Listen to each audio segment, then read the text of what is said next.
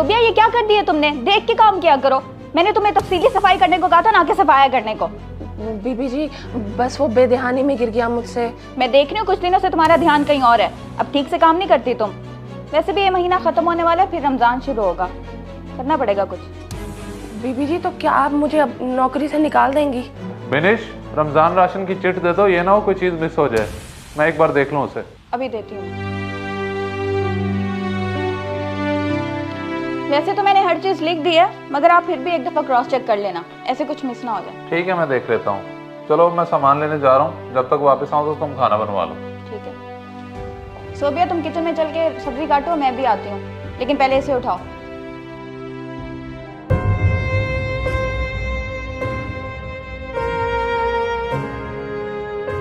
अम्मा आज आप देर से क्यों आई हैं?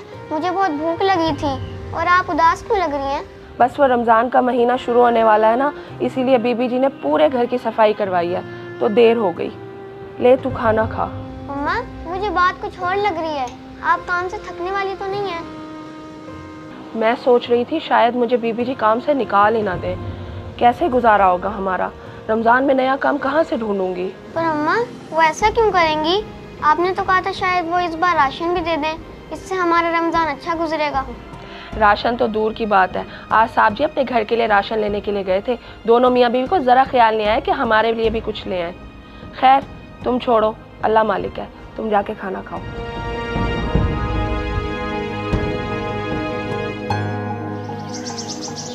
अस्सलाम वालेकुम साहब जी, वो माजरत आज थोड़ी देर हो गई आने में। वालेकुम सलाम। बात सुनो, तुम्हें तो काम से निकालने दिया बिनिश ने, फिर क्यों आई हो?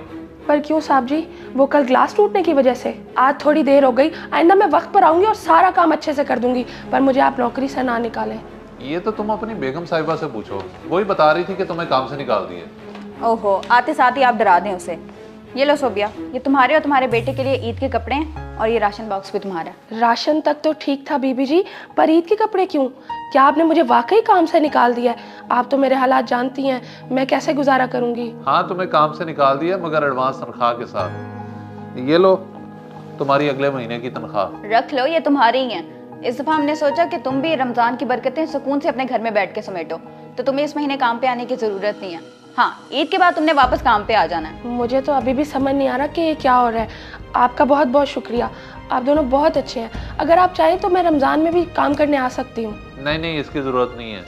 रमज़ान में वैसे भी सैर इफ्तार की वजह से रूटीन बदल जाती है, बिनिश खुद ही संभाल लेगी। तुम ये सामान लो और अपना रमज़ान अच्छे से गुजारो। आप दोनों का बहुत बहुत शुक्रिया। अल्लाह आप दोनों को हमेशा सलामत रखे। मेरा बेटा ये सब देखेगा तो बहुत खुश होगा। अल्लाह हाफिज।